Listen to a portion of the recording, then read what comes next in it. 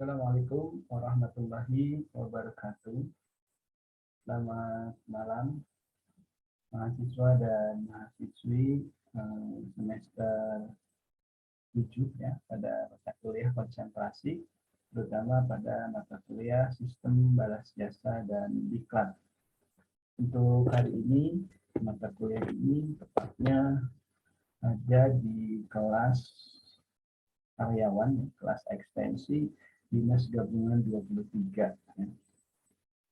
Dan mengawali perkuliahan ini yang pertama-tama seperti biasa kita sama-sama panjatkan puji dan syukur kehadirat Allah Subhanahu wa taala yang selalu limpahkan taufik serta hidayah kepada kita semua sehingga pada malam hari ini kita bisa berkumpul dan dipertemukan dalam proses perkuliahan belajar mengajar pada mata kuliah sistem balas jasa dan iklan. Atas kudrat iradat Allah jualah kita hari ini masih bisa diberikan kesempatan juga termasuk menghirup udara, masuk juga diberikan kesehatan dan banyak lagi nikmat-nikmat yang lainnya, terutama nikmat masih diberikan iman dan Islam ya, karena ini tidak semua nikmat ini diberikan kepada seluruh umat atau makhluknya di muka bumi ini ya. Dan mudah-mudahan juga pada setiap pertemuan, pada setiap proses belajar mengajar, kita selalu diberikan kemudahan dalam menyerap berbagai ilmu, kemudian juga kita diberikan kemampuan untuk mengimplementasikannya. Dan tentu saja salawat juga serta semoga selalu dilimpah ruahkan kepada junjungan kita Habibana wa Nabiyana Muhammad Sallallahu Alaihi Wasallam, pada keluarganya, ya, sahabat-sahabatnya, tabi'in serta seluruh umatnya yang selalu taat patuh terhadap ajaran beliau yang mudah-mudahan termasuk kita di antaranya. Baik mahasiswa dan mahasiswi yang saya banggakan, untuk terakhir kita pembahasan ya, saya kira untuk sistem balas jasa sudah berakhir sampai di UTS, bahkan di setelah UTS kita kemarin sudah sempat membahas tentang diklat ya, tentang diklat, masuk juga mengapa kita review dulu ke minggu sebelumnya beberapa faktor yang menyebabkan diadakannya diklat. Salah satunya adalah orientasi ya atau karyawan baru. Karena di beberapa tempat ini karyawan baru itu terlepas dari jenis pekerjaan, tipe pekerjaan, saat placement atau penempatan pekerjaan setelah melalui beberapa tahapan di fungsi MSDM, dari mulai rekrutmen ya, diseleksi, kemudian ditempatkan. Nah, saat penempatan itu mereka perlu diadakan semacam diklat ya. Nah, ini yang disebut dengan diklat orientasi pengenalan terhadap karyawan baru. Mungkin seperti halnya kita ketahui misalkan di lembaga swasta seperti BUMN, sebut saja BRI saja, pada saat keterima itu mereka diorientasi dulu, artinya didiklat dulu, bahkan mereka memiliki yang namanya BRI Institute, kemudian ada akademik BNI dan lain sebagainya ya. Ini adalah sebagai bukti bahwa diklat ini sangat penting. Nah, untuk tujuan yang pertama itu biasanya diklat itu sebagai orientasi atau pengenalan ya terhadap karyawan baru.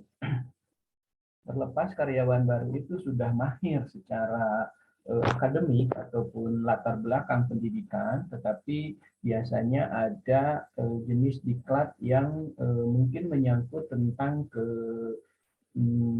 kooperatifan atau budaya perusahaan yang harus dikenalkan beberapa hal. Dan Salah satunya untuk knowledge sharing atau transfer knowledge-nya, pengetahuan baik itu tentang budaya perusahaan, kemudian juga tentang produk-produk yang dimiliki perusahaan, kemudian juga bagaimana harus melakukan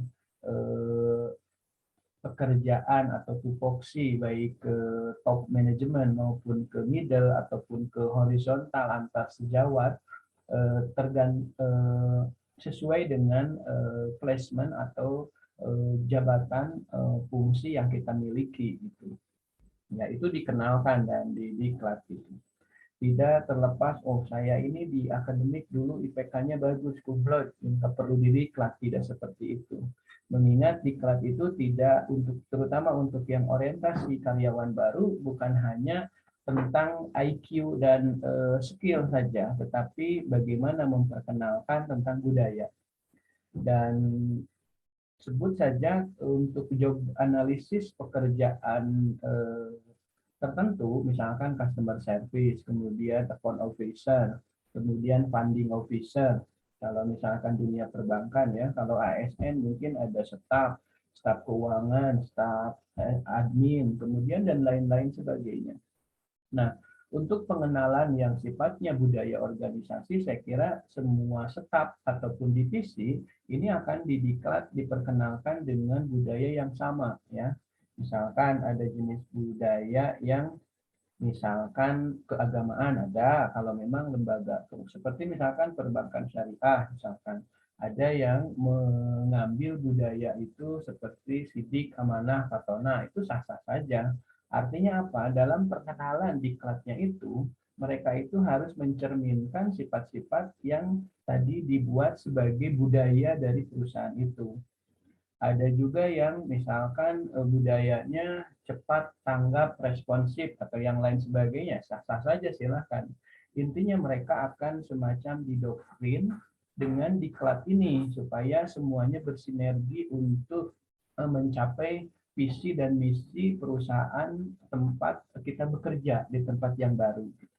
Sama juga di perguruan tinggi juga saat dosen itu terekrut, mereka akan diorientasi dulu menyangkut lingkungan, kemudian juga budaya dari perguruan tingginya seperti apa, tata pamongnya seperti apa, kemudian juga visi misinya dikenalkan, kemudian disosialisasikan, bahkan di setiap rapat selalu disisipkan oleh para pimpinan itu tentang hal-hal menyangkut budaya dan karakteristik dari perusahaan.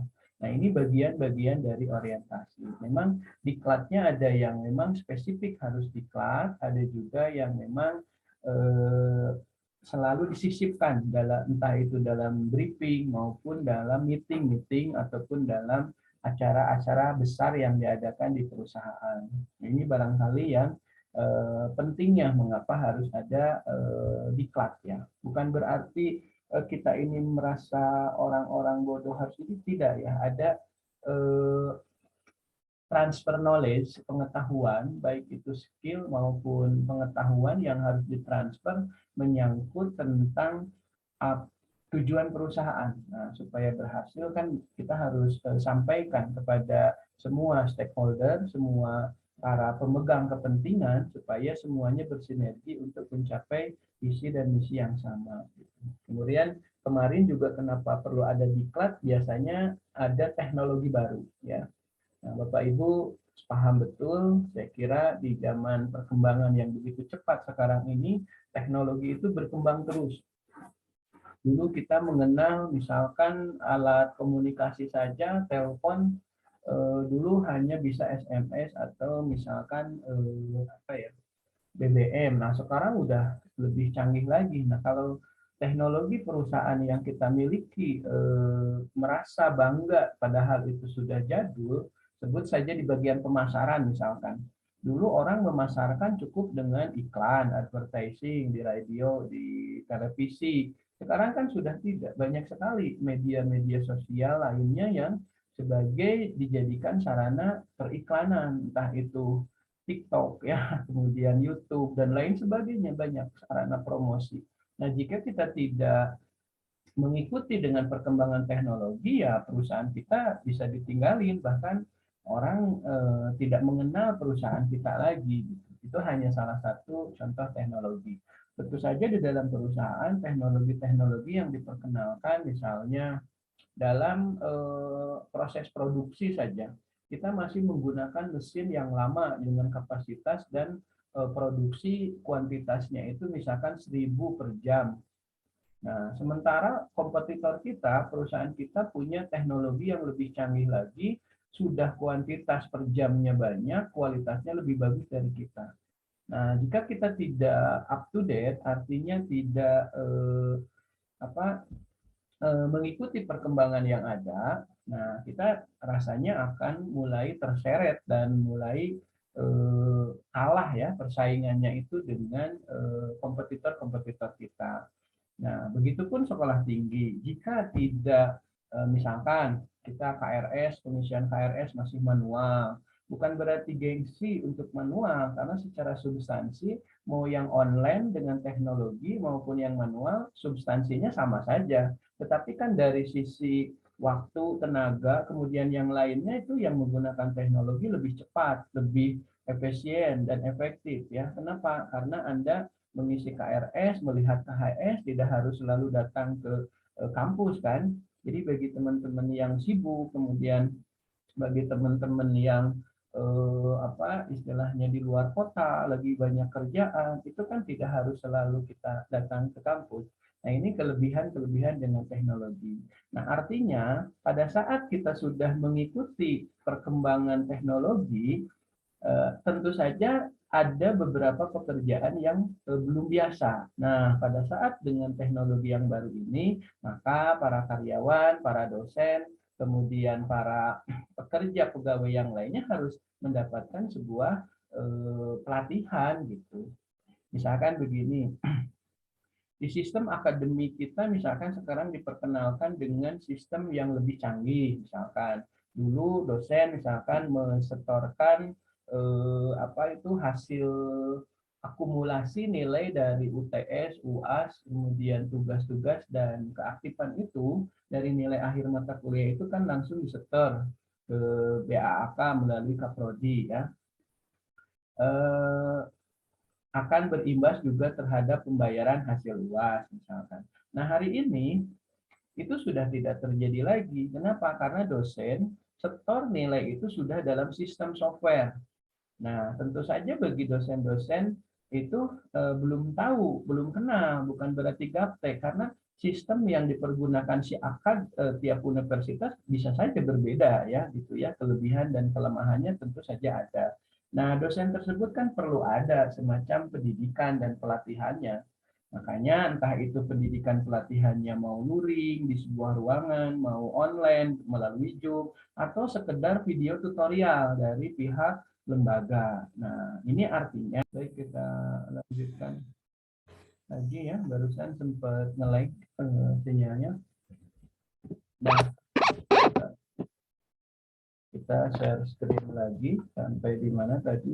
Oh, ini terlepas tadi misalkan dosennya ada juga yang misalkan udah sepuh ya, sudah bisa mengikuti dari tutorial ya, ini tuntutannya.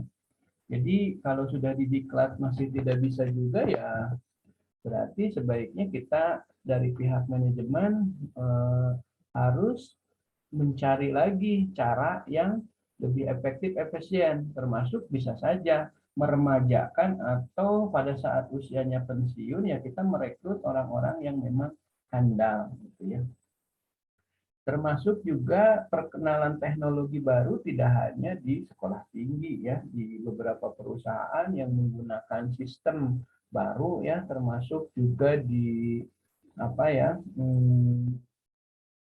pemasaran produk kita nih. Hari ini orang-orang memasarkan produk itu kan sudah menggunakan digital ya, atau e-marketing ya, di digital. Nah, sementara pengantarannya pun sudah bukan kita lagi, biasanya menggunakan model kurir ya, banyak sekali pusat-pusat perbelanjaan yang sekarang itu tidak hanya luring ya, artinya tidak hanya offline, mereka juga mengandalkan yang sifatnya online dengan menggunakan teknologi terbaru, entah itu media sosial ataupun yang lainnya. Termasuk di pertokoan itu sudah tidak ada lagi dalam ilmu akuntansi pencatatan dengan manual ya, atau hanya dengan sekedar komputer Excel, Word ataupun di sekedar dengan kalkulator. Mereka sudah menggunakan software. Bahkan softwarenya pun semakin ke sini semakin canggih. Jadi pimpinan walaupun ada di luar kota, ada di luar daerah, di luar negeri, mereka bisa memantau tentang perkembangan usahanya hanya sekedar melalui handphone misalnya. Nah, ini bentuk-bentuk teknologi baru yang jelas pada saat teknologi ini diimplementasikan perlu ada dulu tentang tutorial atau kita menyebutnya pendidikan dan pelatihan gitu ya. Kemudian mengapa perlu ada pelatihan? Kemarin juga kita sudah bahas tentang ada pemberlakuan prosedur. Misalkan juknis atau prosedurnya itu sekarang berubah gitu. Dan pada saat perubahan ini jelas harus disosialisasikan. Bahkan mungkin secara konsep kita perlu ada sosialisasi dan publikasi, tetapi secara teknis jelas harus ada pendidikan dan pelatihan. Mereka ada yang menyebutnya BIMTEK ya, bimbingan teknis katanya. Ini ya bentuk-bentuk diklat, makna-makna diklat atau turunan diklat yang lainnya seperti itu. Seperti misalkan di dunia pendidikan saja ya di kami, bahwa pada saat era Menteri Pak Nadiem Makarim itu Nadiem Makarim itu menghendaki tentang revisi kurikulum berbasis MBKM ya, Merdeka Belajar Kampus Merdeka, di mana hak mahasiswa itu diperkenankan untuk belajar di luar kampus, harus merdeka ya, entah itu di perguruan tinggi yang lain, di prodi yang lain ataupun di dunia kerja. Nah, seperti itu. Nah, pada saat orang punya prosedur sistem baru, jelas ya, ada perubahan yang harus disosialisasikan oleh pihak kementerian. Makanya ada semacam seminar, kemudian sosialisasi, publikasi. Oke, itu secara konsep. Nah, tetapi dalam implementasi teknisnya ini perlu ada semacam BIMTEK, karena di beberapa perguruan tinggi masih ada yang belum paham sekali tentang bagaimana dalam tataran implementasinya untuk menyiapkan kurikulum berbasis MBKM. Nah, di situ kementerian juga memfollow up dalam bentuk pendidikan dan pelatihan. Mereka menyebutnya BIMTEK. Nah, tema BIMTEK-nya misalkan internalisasi atau pengembangan kurikulum MBKM pada perguruan tinggi di wilayah mana. Oh, berarti diklat ini dilakukan di wilayah misalkan LLDikti wilayah Jawa Barat dan Banten misalkan wilayah 4. Nanti di tataran perguruan tinggi universitas juga orang yang diutus itu akan melakukan semacam sosialisasi, publikasi, dan BIMTEK lagi di universitasnya. Siapa yang menjadi audiennya? Ya setiap kaprodi gitu. Jadi di sini ada pemberlakuan sistem baru, ada pemberlakuan prosedur baru, ada pemberlakuan hal-hal yang terbaru yang mesti kita diklatkan karena mereka belum paham nih bagaimana secara teknis. Jadi ini penting perlu ada diklat. Jadi di diklat ini transfer knowledge, kemudian juga manajemen knowledge dan knowledge sharing ini pasti terjadi sehingga nanti akan memunculkan co-creation, kreasi dan inovasi dari para pihak gitu ya, dan akan menjadikan kinerja dari pegawai tadi menjadi baik sehingga pada akhirnya kinerja perusahaan atau kinerja organisasi juga semakin baik. Seperti itu barangkali ya. Kemudian mengapa ada pelatihan? Ini bagian juga dari promosi.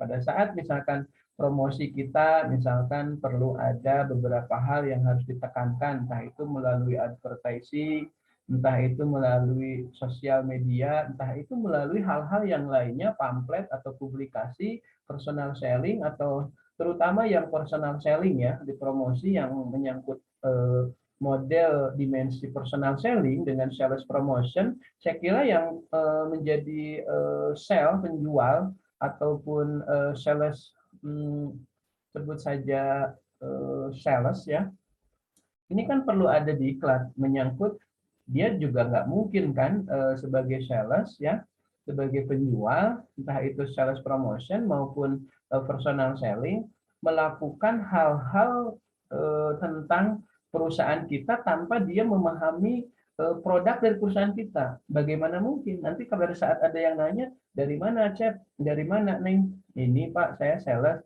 Bawa apa produk? Ya, nggak tahu saya juga ini produknya. Nah, bagaimana mungkin seorang promotion yang atau dari sales promotion atau personal selling yang punya tugas menjual tetapi dia tidak memahami tentang produk-produk yang dijualnya. Apalagi kalau ditanya kelebihannya dan kelemahannya. Kalau kelemahannya walaupun tahu mungkin tidak terlalu dipublikasikan ya, namanya orang jualan. Biasanya yang bagus-bagusnya yang dia sampaikan gitu dengan tujuan kan dan harapan hasil dari personal selling dan sales promotion itu orang jadi membeli kan. Nah, seperti itu.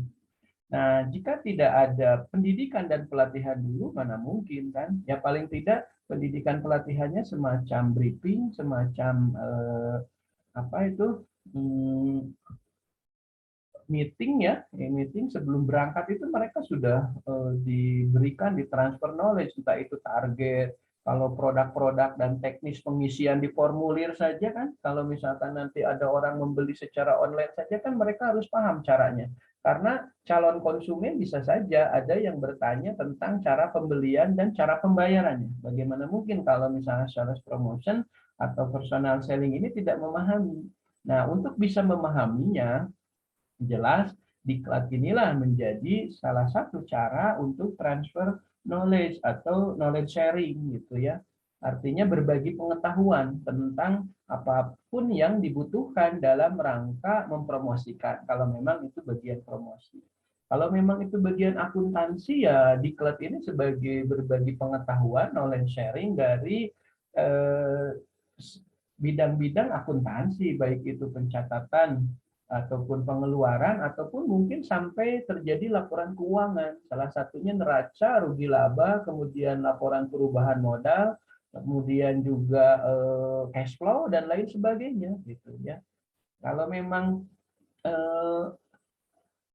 harus di diklatnya di bagian customer service ya jelas tentang public speaking, kemudian dari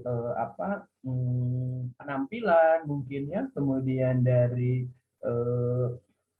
tutur kata ya, public speaking, kemudian penguasaan dan pemahaman produk-produk dari perusahaan yang kita miliki gitu. Jangan sampai setiap konsumen yang bertanya mereka selalu menanyakan dulu kepada pimpinan dan manajer operasionalnya misalkan. Berarti di sini ada hal-hal yang salah ya, dan salah satu kekurangannya itu harus diselesaikan salah satunya melalui diklat. Sebenarnya ada beberapa hal tentang ketidaktahuan itu diselesaikan melalui meeting dan rapat, tetapi kan itu sifatnya yang jangka pendek, artinya target atau rencana pekerjaan yang akan dilakukan saat itu atau hari itu saja atau maksimal 1 minggu ke depan lah. Tapi yang menyangkut permanen harus terkuasai dengan baik, saya kira itu harus semacam diklat ya atau bintek atau lain sebagainya. Kemudian ada juga pelatihan untuk menghadapi persiapan pensiun. Misalkan mau pensiun tahun usia 60 tahun misalkan, supaya tidak terlalu nganggur dan pesangon yang dia terima tidak lantas habis begitu saja, maka beberapa perusahaan itu ada ya di saat MPP itu mereka itu ada semacam diklat keahlian entrepreneur ya, entah itu menyulam, entah itu menjahit, entah itu perbengkelan dan lain sebagainya.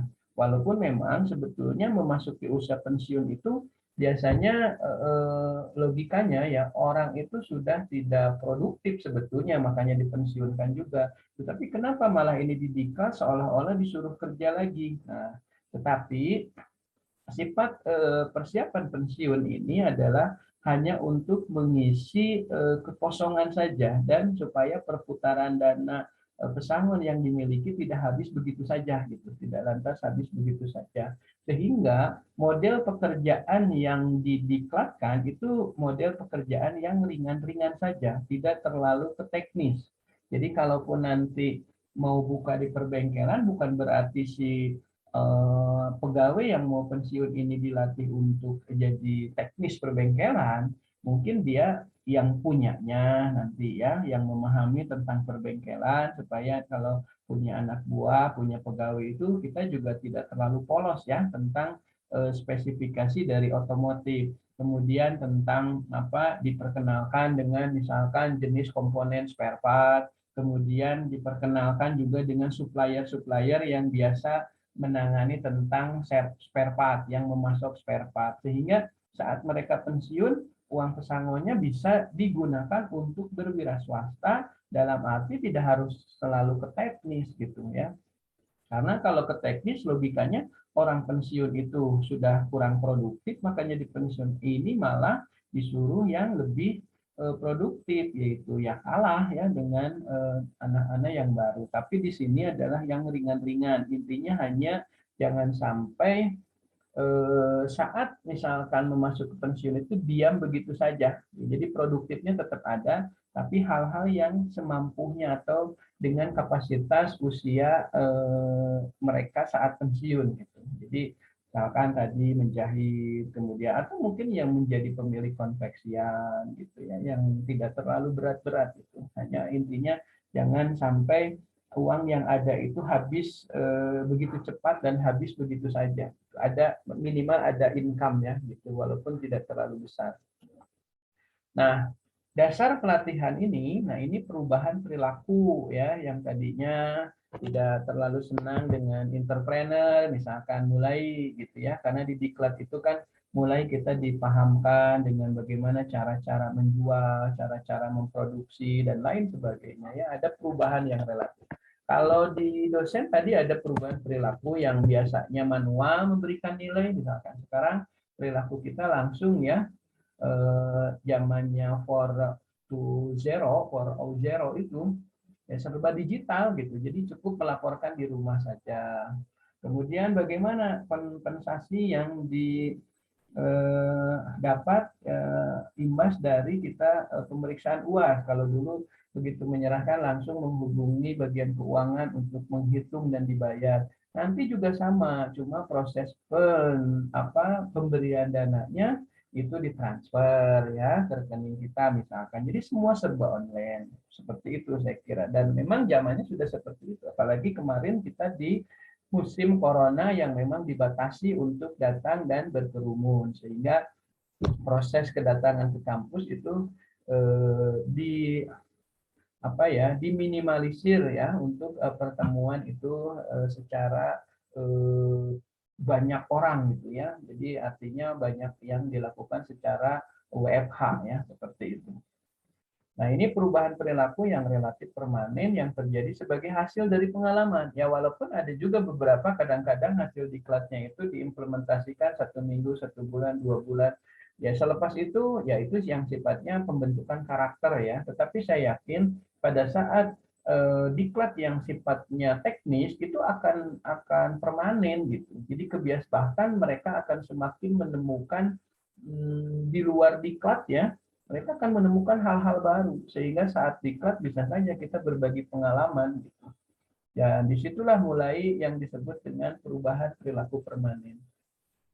Yang suka berubah saat diklat kemudian berubah lagi seperti biasa itu biasanya bukan hal ke teknis tapi lebih ke motivasi ya gitu.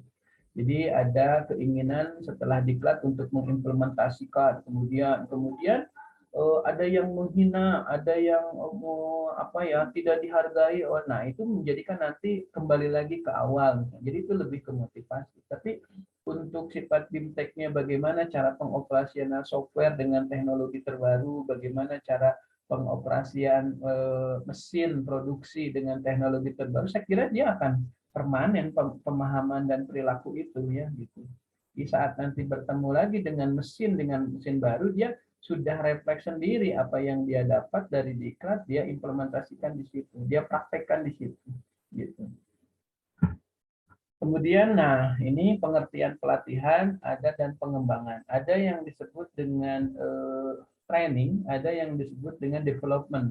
Ada diklat, ada pengembangan. Nah biasanya diklat itu disematkan kepada para pegawai middle sampai lower ya. Jadi dari menengah ke bawah itu biasanya kita menyebutnya diklat. Kayak kita misalkan, oh kita dikirim diklat. Kenapa? Tapi untuk middle ke atas, ke top manajemen itu disebutnya tidak diklat, tapi lebih ke development, pengembangan gitu ya. Nah, kenapa demikian? Nah, ini jawabannya. Kalau diklat itu melakukan sebuah proses yang didesain untuk meningkatkan knowledge, pengetahuan, dan keterampilan teknis ataupun meningkatkan kinerja pegawai. Tetapi kalau pengembangan, prosesnya itu didesain untuk meningkatkan kemampuan konseptual gitu. Jadi lebih kepada konsep karena para pimpinan itu kan lebih ke konseptor. Misalkan menentukan Renstra ya, melakukan SWOT analisis. Walaupun SWOT analisis data-data awalnya mungkin saja dari para pegawai middle bahkan lower, tetapi yang memproses bahwa ini sebagai kekuatan, bahwa ini sebagai kelemahan kita, bahwa ini sebagai peluang dan ancaman kita, kemudian yang melakukan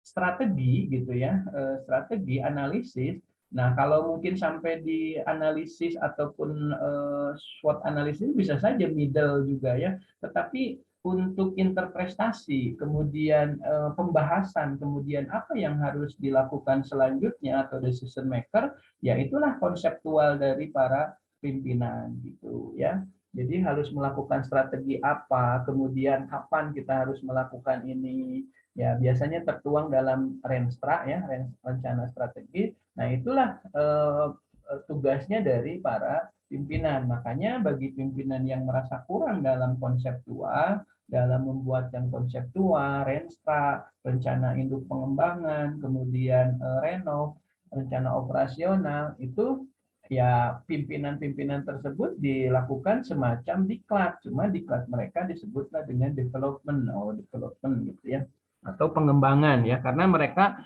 tidak ke teknis ya, tidak ke teknis, tetapi dia itu lebih ke konseptual. Bagaimana hasil analisis itu dibuat, dibahas, kemudian dilakukan sebuah apa itu konseptual ataupun decision maker-nya itu. Makanya ya setingkat middle ke lower itu disebutnya dengan diklat. Untuk proses SWOT analisis misalkan, sebetulnya proses SWOT analisisnya middle juga sudah diberikan semacam diklat seperti itu. Tetapi hasilnya nanti akan dirembukkan bersama pimpinan, dan pimpinanlah yang melakukan decision maker, pengambilan keputusan, strateginya harus dilakukan apa, kemudian kondisinya seperti ini, strateginya apa, kemudian kondisi ini, strateginya apa. Termasuk kan kalau dalam SWOT analisis atau TOW analisis itu ada kuadran 1, 2, 3 ya. Kemudian bagaimana kita menggabungkan antara kekuatan dengan peluang, menggabungkan antara kelemahan dengan peluang, menggabungkan antara kekuatan dengan ancaman, menggabungkan antara kekuatan dengan peluang ya, seperti itu. Dan itu nanti menjadi sebuah tugas dari konseptor atau top management. Makanya bagi top management yang kurang mampu dalam proses konseptual ini, mereka suka dikirim untuk dilatih tentang bagaimana melakukan konseptual sebagai seorang pimpinan. Nah, diklat atau latihan untuk mereka disebut dengan development ya, pengembangan. Nah, sebab-sebab dibutuhkannya pendidikan, pelatihan, dan pengembangan. Saya kira tadi di diskusi awal juga ini sudah tersampaikan ya. Pertama, tidak tercapainya standar pencapaian kerja. Nah, itu ada yang salah, selalu ada yang salah. Ada permasalahan yang tidak sesuai dengan harapan kita, dengan rencana dan planning kita. Nah, mungkin di sini ada SDM yang kurang tahu. Bahkan ada model diklat itu ada metode model studi banding, benchmark ya, melihat cing atau datang ke lembaga yang lain nih, lembaga ini sudah sukses. Coba lihat gimana mereka bisa sukses. Kenapa kita selalu ada permasalahan di akuntansi, ada permasalahan di teller, ada permasalahan di account officer, cara survei salah terus, bagaimana gitu ya, supaya lebih sukses story gitu kalau studi banding. Kemudian ada juga yang metodenya seperti akademik ya, seperti perkuliahan ada gitu. Intinya diklat ini dirasa perlu, development ini dirasa perlu karena ada ketidaktercapaian target ya gitu. Sama pimpinan juga biasanya kan ada di beberapa unit, di beberapa cabang ada unit dan cabang yang memang tidak target.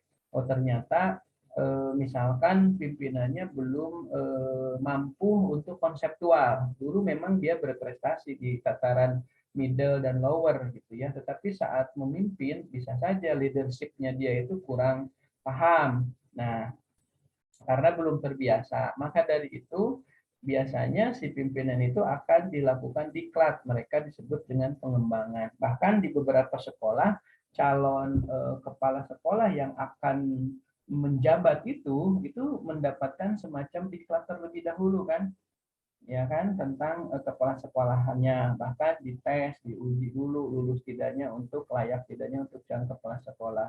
Inilah yang supaya nanti pencapaian kerjanya dirasa layak dan bisa tercapai gitu. Jadi perlu ada pendidikan dulu.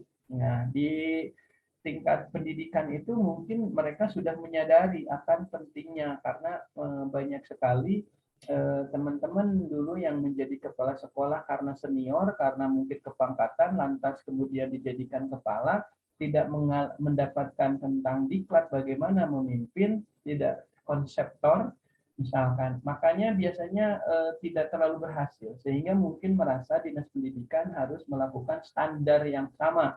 Jadi sebelum memimpin menjabat kepala sekolah, mereka harus mendapatkan pendidikan dan pelatihan atau pengembangan tentang kepala sekolahan, bagaimana memimpin, mengadministrasikan, kemudian melaporkan, meng-LPJ-kan dan lain sebagainya. Nah itu kan belum biasa dulu waktu menjadi guru kan mereka melaksanakan tugas sebagai gurunya. Sekarang ada tugas tambahan sebagai kepala yang bertanggung jawab atas seluruh operasional di sekolahnya, termasuk siswa dan gurunya begitu.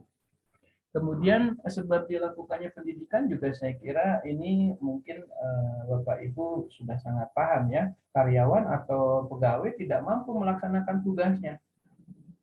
Ya mungkin ini ya ada placement yang salah, nah ada placement kan di placement itu ada juga untuk pegawai lama itu yang namanya placement itu dampak dari rotasi, dampak dari promosi, dampak dari demosi gitu ya. Kalau dampak dari demosi wajar karyawan tidak mampu melaksanakan tugasnya, walaupun sama saja prosesnya. Kalau tidak mampu mereka akan dikirim untuk didiklat di bidang yang sama. Misalnya ada proses rotasi, dulu bagian pemasaran, sekarang dirotasi ke bagian akuntansi misalkan. Nah dia kan awam baru dengan pekerjaan yang baru itu gitu ya. Biasa dia bagaimana cara memasarkan, sekarang dia harus mencatatkan setiap transaksi yang ada di perusahaan itu, mana akun-akun dan perkiraannya, hal-hal yang baru bagi dia. Nah makanya dia misalkan sekolah lagi di bidang keuangan, akuntansi. Nah artinya apa? Berarti dia merasa perlu untuk pendidikan dan pelatihan. Nah dia sekolah lagi. Atau bisa saja hanya sekedar misalkan oleh perusahaan dikirim untuk mengikuti diklat, misalkan diklat 3 hari tentang bagaimana proses pengakuntansian. Nah seperti itu ya.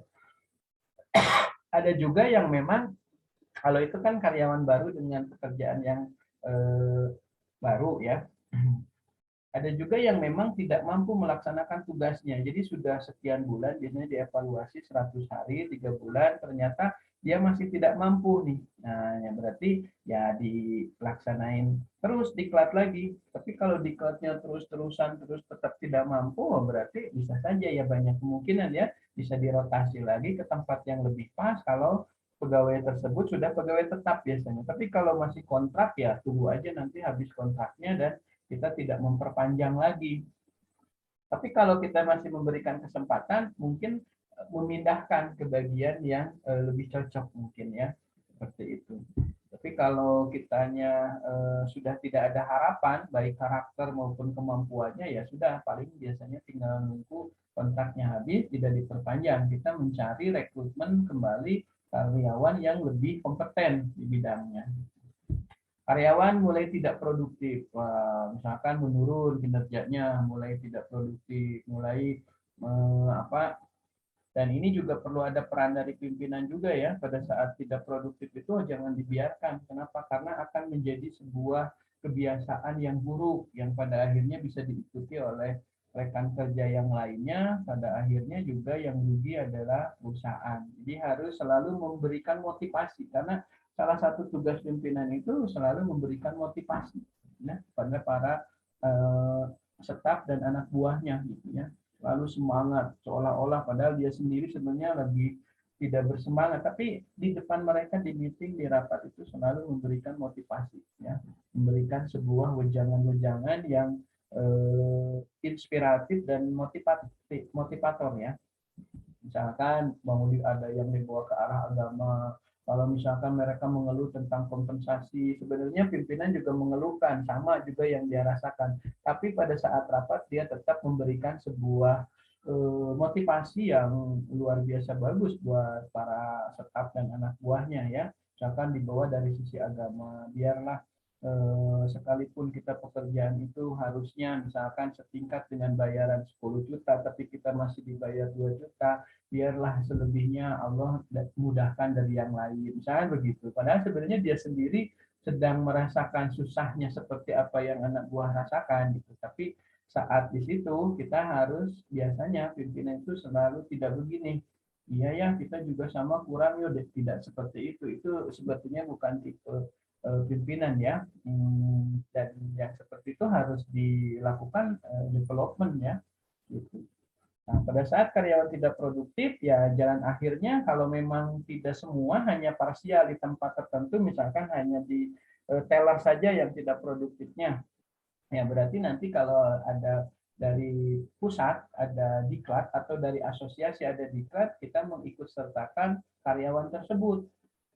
Tapi jangan ada diklat kita kirimkan karyawan tersebut padahal tema diklatnya, topik diklatnya tidak sesuai dengan jenis pekerjaan yang dia ada tempati di situ gitu. Jangan seperti itu juga, karena percuma juga nantinya seperti itu. Kalau memang kurang produktif, biasanya kita tidak hanya mengikutkan di asosiasi atau di pusat ya, bahkan kita mencari diklat-diklat dari BNSP atau yang lainnya yang berhubungan dengan jenis pekerjaan di mana karyawan tadi kurang produktif. Nah, karyawan tadi itu di marketing kurang produktif, tidak mampu menjual. Nah, kita mencari nih bentuk-bentuk diklat, atau perusahaan kita sendiri yang mengadakan diklat tersebut. Nah, untuk pematerinya kita bisa manggil dari luar, bisa juga dari dalam perusahaan kita yang sudah mahir, sudah kapasitas dan kompetensinya sudah bagus, atau sekedar sukses story dari para marketing di divisi kita yang sudah berhasil. Intinya harus ada pendidikan dan pelatihan gitu. Seperti itu. Kemudian tingkat penjualan menurun. Nah, ini jelas ya, setiap perusahaan selalu ada saja karena turun naik, apalagi di musim Covid kemarin saya kira penjualan hampir semua produk itu menurun ya, kecuali penjualan produk tertentu yang berhubungan dengan antisipasi kesehatan Covid, misalkan apa itu masker, kalau itu pasti penjualannya meningkat ya, kemudian vaksin, kemudian vitamin. Tapi di beberapa produk ini pasti menurun, termasuk juga jumlah siswa dan mahasiswa yang lanjut ke perkuliahan ini juga menurun. Karena di masa Covid ini daya beli masyarakat berkurang ya, sehingga niat atau untuk melanjutkan studi itu juga menjadi menurun. Bahkan mereka ada yang mempending barangkali tahun depan sudah tidak ada lagi pandemi ini, mereka berencana melanjutkan. Termasuk juga di beberapa produk yang lainnya ya, banyak yang menurun. Nah, ini harus diantisipasi. Karena kalau terus seperti ini, saya kira ke depan perusahaan kita hanya tinggal nama saja ya, dan ini yang kita tidak harapkan, dan perusahaan-perusahaan semuanya juga tidak menginginkan seperti ini. Sehingga dalam hal seperti ini perlu ada semacam diklat ataupun pengembangan. Entah itu diklatnya diversifikasi produk misalkan, artinya perusahaan pimpinan dengan karyawan kita ini didiklat untuk bagaimana kita beralih dari produk inti kita sementara produk inti kita tidak berjalan dengan baik, penurunan penjualannya menurun, bahkan stagnan, tidak ada penjualan, maka beralih kita kepada produk lain yang menunjang dan memungkinkan. Hanya untuk sekedar misalkan eksistensi atau sustainable dari perusahaan. Artinya hanya untuk keberlanjutan perusahaan. Walaupun tidak untung besar seperti produk inti kita, tapi paling tidak masih mampu bertahan untuk melaksanakan operasional perusahaannya. Dan proses diversifikasi produk juga tidak semuanya pimpinan ataupun karyawan paham gitu ya. Ada juga yang kebingungan bagaimana dia banting setir atau melakukan diversifikasi produk. Nah, dengan diklat ini, dengan development ini, saya kira mereka akan ada dihadapkan atau dimunculkan ide dan gagasan. Karena dari diklat ini kita akan ketemu dengan mentor, fasilitator, dan teman-teman yang juga sesama senasib gitu ya, memimpin perusahaan itu posisi sekarang ini seperti yang kita rasakan, sehingga kita bisa berbagi dan kita bisa saling mencari solusi dari tingkat penjualan penurunan produk dari setiap perusahaan yang kita sedang geluti ini. Kemudian tingkat keuntungan menurun. Oh jelas ini adalah sebuah hal yang lumrah terjadi karena perusahaan itu tidak selalu untung terus setiap tahunnya, ada kalanya keuntungan itu pasti menurun. Misalkan karena ada kompetitor, kemudian ada daya beli masyarakat yang berkurang, kemudian juga kebijakan pemerintah, dan banyak lagi faktor-faktor yang lainnya. Dan ini harus diantisipasi. Dan diantisipasinya salah satunya dengan diklat, karena di diklat itu kita akan mencari semacam solusi yang kita pikirkan bersama dan kemudian pulang ke kantor kita implementasikan, kita koordinasikan kembali, kita buatkan lagi proses manajemen dari mulai planning, baik itu penjualan, produksi, SDM, keuangan, dan lain-lainnya. Kita reschedule lagi planning renstra kita, kemudian kita koordinasikan, kita laksanakan, kita kontrol lagi dengan ketat, dan kita berharap bahwa penurunan keuntungan ini tidak terjadi lagi dan mulai berubah menjadi sebuah keuntungan. Di awal nanti akan terjadi lagi penurunan, ya mungkin saja karena namanya juga usaha. Tapi proses itu seperti proses Kaizen ya. Jadi ada plan, do, check, action, ada perencanaan, kerjakan, evaluasi. Karena pada saat pelaksanaannya itu, pengerjaan itu bisa saja kan tidak sesuai dengan harapan realisasinya. Bukan berarti kualitas kita saja yang jelek, bukan berarti kompetensi karyawan kita saja yang jelek, tetapi bisa saja mungkin hari ini tanpa kita sadari ada kompetitor yang luar biasa, baik dari sisi harga maupun kualitas produk itu yang luar biasa lebih bagus dari kita, dan itu sangat disadari dan sudah bisa dipastikan selalu terjadi. Dan menghadapi proses seperti itu jelas keuntungan kita menjadi menurun. Dan intinya tidak panik.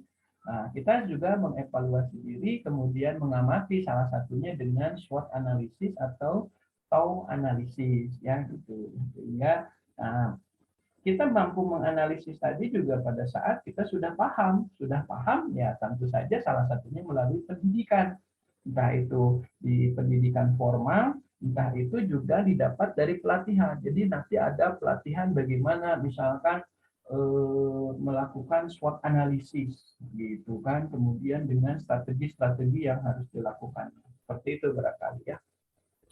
Nah ini jenis pelatihan dan pengembangan. Ini jenis pelatihan dan pengembangan. Pertama ada pelatihan keahlian. Nah, kalau pelatihan keahlian ini atau skill training ini merupakan pelatihan yang sering dijumpai dalam organisasi. Program pelatihannya relatif sederhana, kebutuhan atau kekurangan itu diidentifikasi melalui penilaian yang jeli ya. Jadi apa yang menjadi kelemahan itu kita antisipasi, kita identifikasi, kemudian untuk dikirimkan pada diklat keahlian ya, skill training. Kriteria penilaian efektivitas pelatihan juga berdasarkan pada sasaran yang diidentifikasi dalam tahap penilaian. Kemudian ada pelatihan ulang. Pelatihan ulang ini berupaya memberikan kepada para pegawai atau karyawan ya, biasanya keahlian-keahlian yang mereka butuhkan untuk menghadapi tuntutan kerja yang berubah-ubah tadi ya. Perkembangan di luar sana itu kan berubah tuh, ada pelatihan ulang. Bukan berarti yang kemarin bodoh nggak terserap atau apa, bukan. Tapi karena tadi ada kebutuhan di luar sana yang memang berubah terus ya. Hari ini di kampus juga sama kurikulum. Hari ini merasa kurikulum kita yang terbaik, yang terbagus. Esok lusa belum tentu karena pengguna dunia usaha di dunia industri belum tentu menginginkan alumni dengan kompetensi dan kapasitas yang memiliki dengan kurikulum terbaru. Bisa saja mereka sekarang itu memiliki kemampuan para karyawannya itu di bidang A, B, C, D lagi. Sementara kita masih EFG misalkan. Jadi kita harus terus karena perubahan di luar itu. Nah, kalau di sana mungkin di pelatihan itu pelatihan ulang, kalau di pendidikan formal itu mungkin pendidikan dengan kurikulum terbaru. Kurikulum terbaru. Seperti itu. Nah, ada pelatihan lintas fungsional. Nah, untuk pelatihan lintas fungsional atau cross functional training ini melibatkan pelatihan karyawan untuk melakukan aktivitas kerja dalam bidang lainnya selain pekerjaan yang ditugaskan. Jadi ada misalkan job kita ini sebenarnya teller, tapi ada kemampuan untuk misalkan customer service atau admin pembiayaan, jadi lintas fungsional. Kemudian juga kita ini marketing, kita ini surveyor, tetapi pada saat datang ke kantor beres dari lapangan kita dituntut untuk bisa mengentrikan sendiri seluruh laporan dan proses transaksi yang terjadi di lapangan yang dilakukan oleh kita selama sehari, seminggu, sebulan tersebut gitu harus kita laporkan. Nah, biasanya pelatihan lintas fungsional itu untuk mengefektifkan dan mengefisienkan pekerjaan sehingga tujuan perusahaan betul-betul ramping ya secara struktur tetapi kaya secara fungsi begitu biasanya. Jadi pelatihan lintas fungsional ini biasanya dilakukan. Kemudian pelatihan tim. Nah, kalau pelatihan tim terjadi sekelompok individu untuk menyelesaikan pekerjaan demi tujuan bersama dalam sebuah tim kerja. Misalnya di konstruksi itu biasanya tim ya. Jadi yang diklatnya tim sehingga melatih kekompakan karena bukan Superman, bukan orang yang jago di situ, semuanya saling berkontribusi. Makanya kalau di situ disebut super tim ya. Jadi ada pelatihan timnya ada bekerja sama. Ya, kayak di permainan sepak bola di situ selain untuk skill individu harus ada semacam pelatihan tim seperti itu yang saling bekerja sama seperti itu. Kemudian pelatihan kreativitas. Nah, di sini ada bentuk pelatihan kreativitas. Kreativitas training ini biasanya berlandaskan pada asumsi bahwa kreativitas dapat dipelajari. Ya, maksudnya tenaga kerja diberikan peluang untuk mengeluarkan ide gagasan sebaik mungkin ya berdasarkan pada penilaian rasional. Nah, ini bagus nih pelatihan-pelatihan seperti ini sehingga terbiasa dengan ide gagasan dan bisa diimplementasikan nanti di tempat kerjanya masing-masing. Nah, ini Bapak Ibu untuk pertemuan hari ini ya. Mungkin minggu lalu kita ke tahapan pelatihan dan pengembangan ya. Entah itu analisis kebutuhan pelatihan, training needs analysis. Nah, kemudian juga yang lainnya kita akan lanjut depan. Saya kira Bapak Ibu Disgab 23 yang saya banggakan dan saya hormati, mudah-mudahan apa yang disampaikan hari ini sesuai dengan rencana pembelajaran semester dan bisa dipahami oleh kita semua.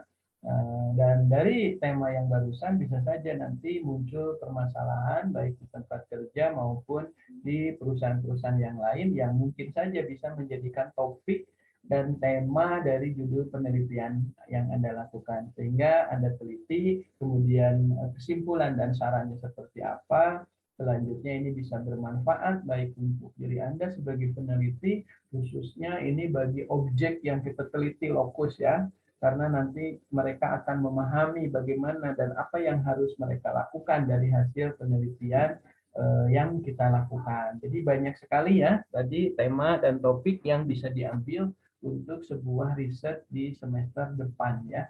Dan mulai hari ini, itu pun kalau yang mau topiknya MSDM ya, untuk yang topiknya pemasaran, keuangan, kemudian strategi dan ekonomi syariah misalkan, ya berarti harus dicari topik-topik yang berhubungan dengan tadi yang saya sebutkan tadi ya, itu selain dari manajemen SDM. Baik Bapak Ibu di Disga 23 yang saya banggakan dan yang saya hormati, saya kira untuk hari ini cukup ya. Dan mohon maaf apabila ada banyak kesalahan, kekurangan dan kehilapan. Kalaupun ada benar, jelas itu datang dari Allah. Kalaupun salah, itu kesalahan dan kebodohan dosen juga sebagai manusia biasa. Terima kasih. Billahi taufiq wal hidayah. Assalamualaikum warahmatullahi wabarakatuh.